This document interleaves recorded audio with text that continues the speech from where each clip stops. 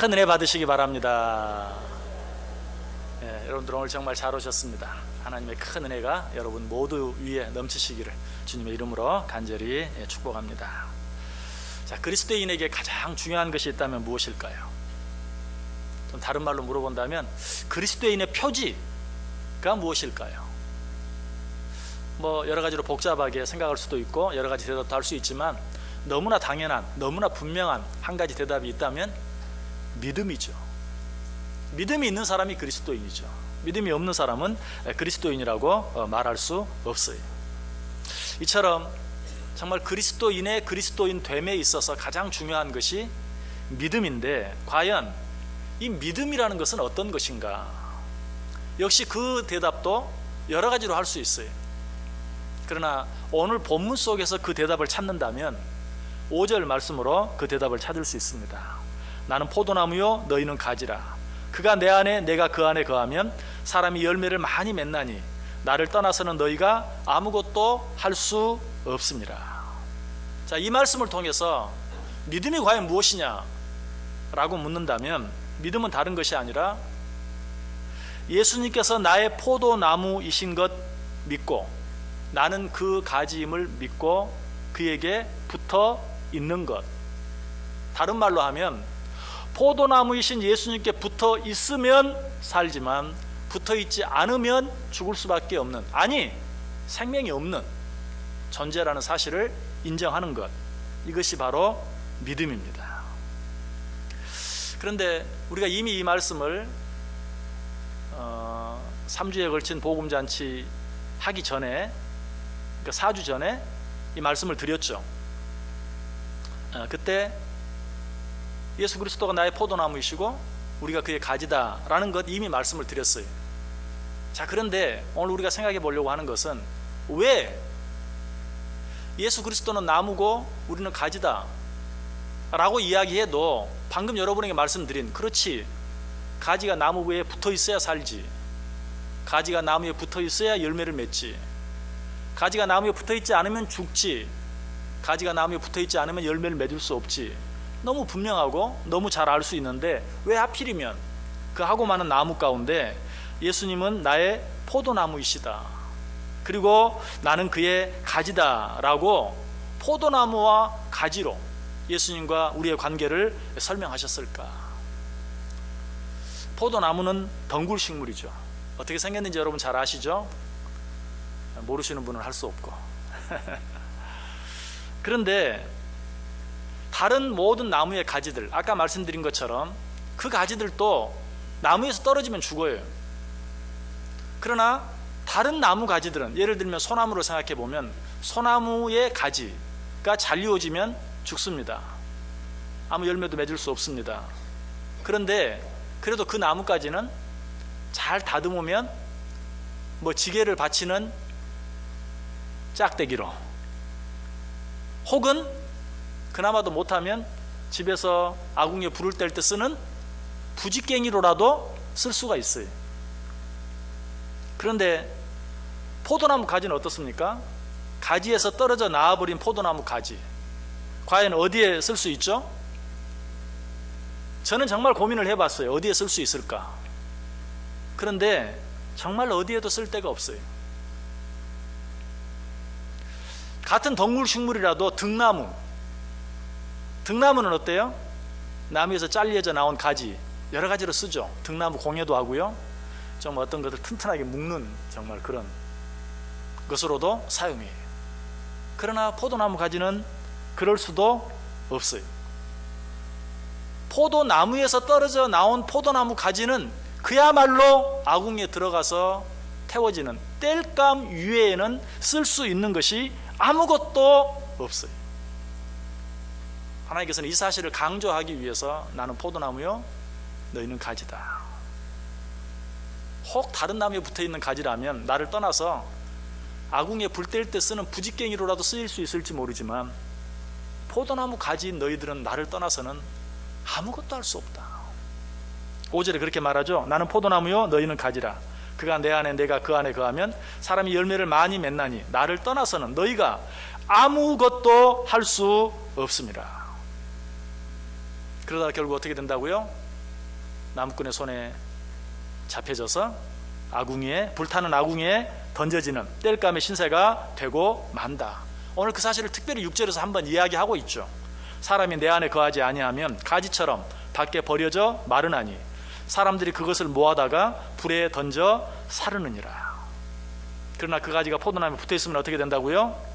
좋은 열매를 맺게 돼요. 그리고 그 전에 좋은 열매를 맺게 하기 위해서 나무꾼의 손에 들려서 아궁이에 던져지는 것이 아니라 농부의 손에 붙잡힌 바 되어 정말 알뜰살뜰 보살핌을 받게 되는 것이. 자, 그렇다면 그 농부는 누구십니까? 오늘 본문이 시작하는 1절에 분명히 말하죠. 나는 참 포도나무요 내 아버지는 농부라. 가지가 나무에 붙어 있으면 땔감을 찾는 나무꾼의 손에 잡히는 것이 아니라 아름다운 열매를 기대하는 농부의 손에 붙잡혀서 알뜰살뜰 보살핌을 당하게 된다. 때마다 정말 그에게 필요한 모든 것들이 공급되어지는. 그렇죠? 농부는 어떻게 합니까? 자, 포도나무를 심고 때가 되면 그 주위에 구덩이를 파고 좋은 거름을 주고 때가 되면 정지해주고 또 거기에 열매가 맺히면 그 열매를 또 종이로 잘 싸서 벌레들이 먹지 못하게 하고 온갖 보호를 받게 되는 것이. 이런 농부 되신 우리 하나님의 사랑을 시편 121편 4절은 어떻게 표현합니까? 이스라엘을 지키시는 이는 졸지도 아니하시고 주무시지도 아니하시리로다. 정말 농사 짓는 농부는 그렇습니다. 농사를 짓다가도 갑자기 비가 막 억수같이 퍼부으면 밤중이라도 나가봐야 돼요. 물가랑을 봐야 되고 막을 때를 막고 터야 할 때를 터야줘야 돼요. 그러지 않으면 안 돼요. 농부 대신 우리 아버지께서 그렇게 하세요. 가지인 우리가 포도나무이신 우리 주 예수 그리스도께 붙어있기만 하면 농부 대신 우리 아버지 하나님께서 우리를 그처럼 알뜰히 살뜰히 자지도 아니하시고 졸지도 아니하시고 우리를 지켜주시고 보호해 주신다. 다윗은 그의 인생을 살면서 이런 하나님의 은혜, 이런 하나님의 사랑을 너무나 많이 체험했어요.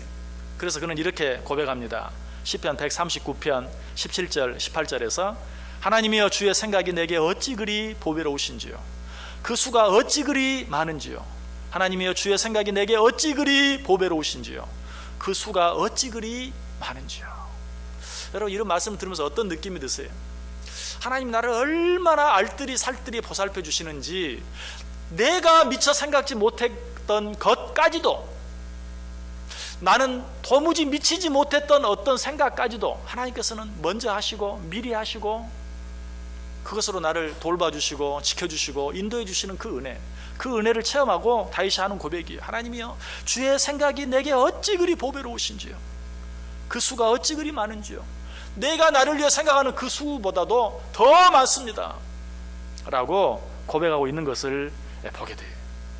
정말 이 농부의 보살핌 아래 있게 되기만 하면 우리 앞에서 일어나는 모든 일들이 정말 가장 적당한 때에 가장 아름답게 이루어지는 것을 보게 된다는 사실이.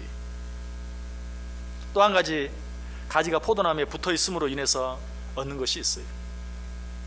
그것이 무엇일까요? 어쩌면 동일한 말씀이 가지가 포도나무에 붙어 있으면 열매를 많이 맺게 된다. 그러나 이걸 좀 더 우리가 자세히 생각해 볼 필요가 있어요. 나뭇가지가 포도나무에 붙어 있으면 하늘에서 내리쬐는 태양이나 하늘에서 내리는 비나 땅속에 있는 모든 양분이 이 가지에 정말 그야말로 피가 되고 살이 되고 양분이 되고 유익이 되고 축복이 되는 거예요. 그런데 이 가지가 나무에서 벗어나 있으면 어떻게 됩니까? 하늘에서 내리쬐는 태양은 그 가지를 마르게 만들어요. 말라 비틀어지게 만들어요. 하늘에서 내리는 비는 그 나뭇가지를 썩어지게 만들어요. 땅에 있는 좋은 균들도 가지에서 떨어져 버린 나뭇가지는 썩게 만드는 거예요.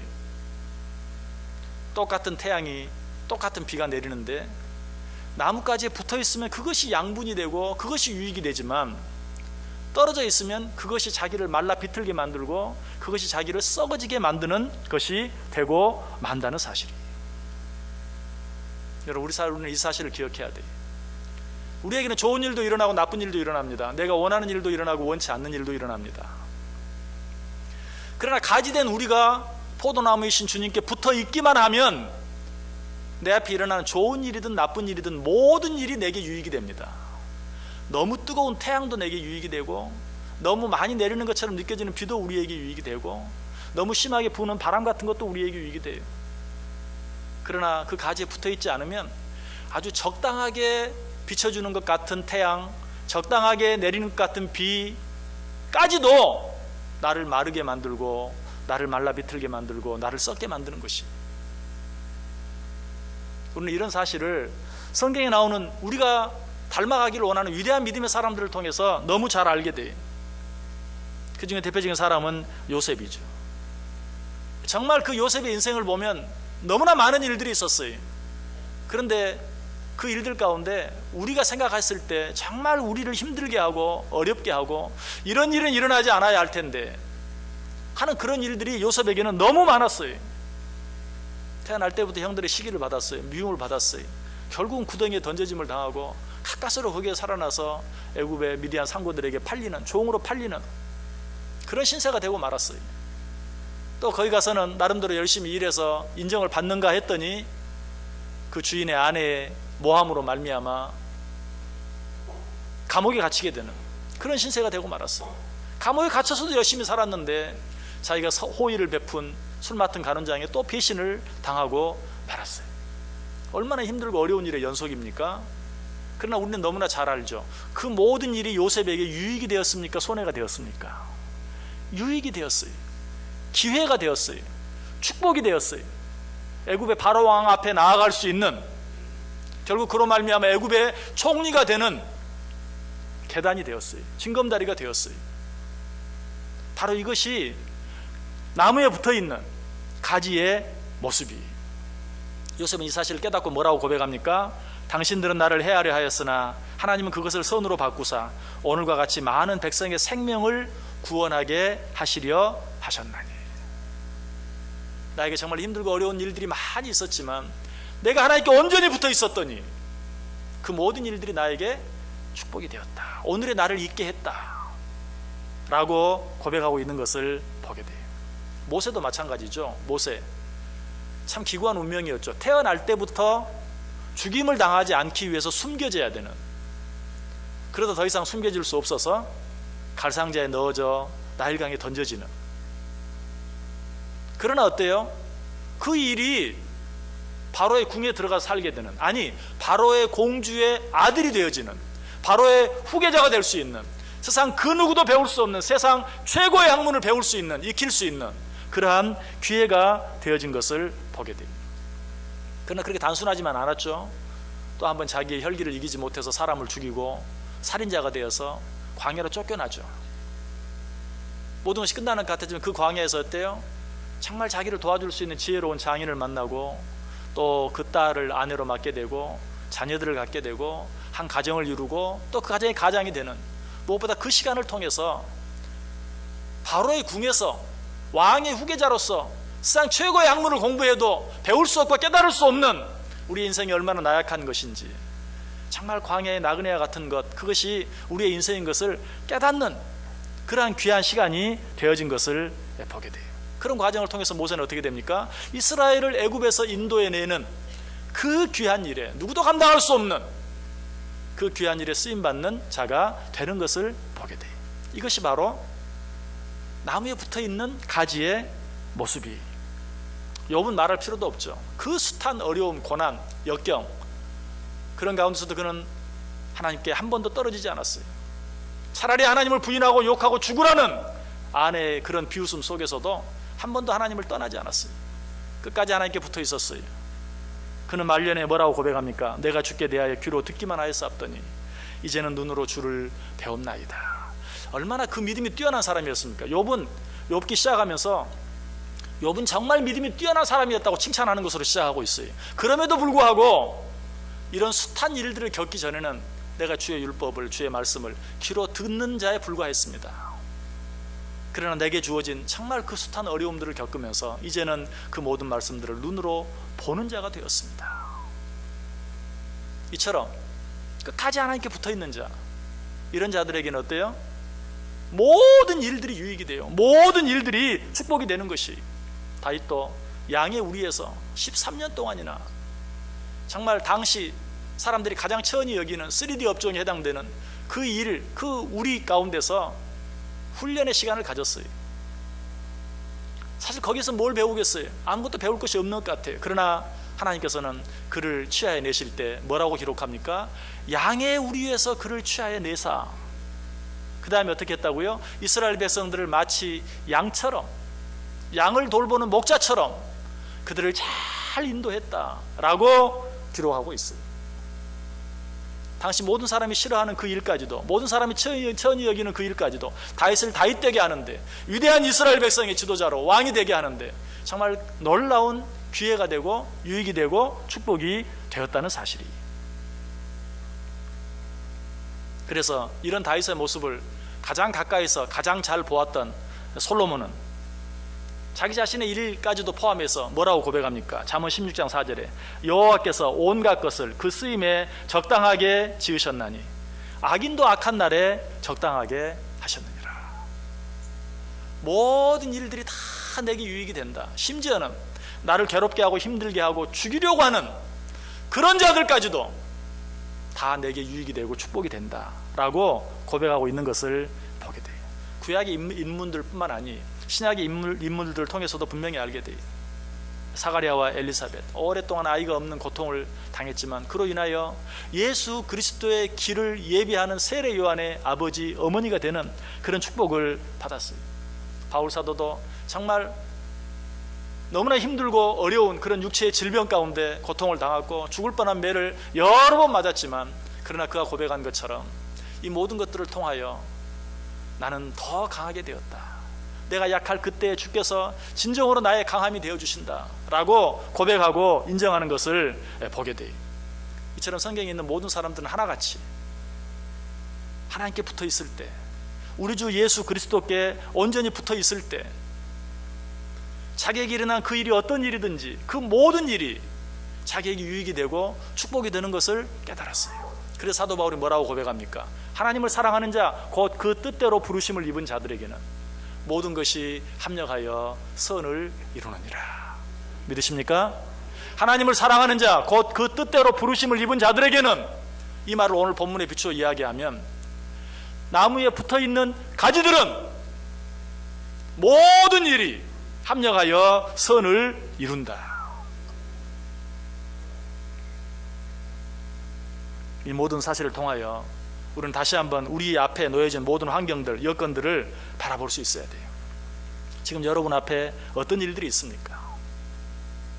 혹시 여러분들이 원치 않는, 여러분을 힘들게 하는 어떤 일, 어떤 사람이 혹 있지 않습니까? 여러분 그런 일들을 보지 마시길 바랍니다. 내가 우리 주 예수 그리스도께 온전히 붙어 있는지 붙어 있지 않는지 그걸 보시길 바랍니다. 붙어 있기만 하면 그 모든 일들은 결국 합력해서 선을 이루어야 말 것이기 때문에. 그래서 이 사실을 깨달았던 사도 바울은 자기 믿음의 아들인 디모데에게 편지를 보내면서 하나님께서 지으신 모든 것이 선하매 감사함으로 받으면 버릴 것이 없느니라. 시편 119편 기자는 고난당한 것이 내게 유익이라 이로 말미암아 내가 주의 율례들을 배우게 되었나이다. 하늘에서 내리쬐는 태양의 뜨거운 열, 하늘에서 쏟아져 내리는 비, 그리고 겨울에 불어닥치는 그 추위, 그 모든 것들이 내가 나뭇가지에 붙어있기만 하면 그것이 다 내게 양분이 되고 그것이 다 내게 유익이 된다. 여러분 사과나무는 1년 중 7.2도 이하의 온도하에서 1200시간 견뎌야 정말 우리가 생각하는 맛있는 사과가 열리게 된다고 그래요. 여러분 아이스 와인, 여러분 뭐 술에 대해서는 잘 모르시죠? 저도 잘 모르지만 제가 살았던 그 캐나다 지역에 이 아이스 와인을 만드는 생산지, 또 포도나무, 포도밭이 굉장히 많았어요. 그래서 좀 알게 되었는데, 이 아이스 와인을 만드는 포도를 만들기 위해서는 포도를 수확할 때 전부 다 따지 않아요. 얼마만 따고 얼마는 남겨 놓습니다. 그러면 겨울이 와요. 그 겨울에 계속 그 나무에 달려 있는 거예요. 나무에 달려있는 상태에서 얼었다 녹았다 얼었다 녹았다를 반복해. 그렇게 하면 정말 단 아이스 와인을 만들기에 최적의 가장 좋은 포도 열매가 되게 된다는 것이. 어떻게 보면 추위가 오기 전에 빨리 따서 잘 보관해야 될 것 같은데, 아이스 와인을 만들기 위해서는 그 추위에 따지 않고 내버려 두어서 눈보라를 맞게 하고 추위를 견디게 하고 함으로 말미암아 최고의 상품 가치를 가진 그런 포도 열매가 되게 된다는 사실이.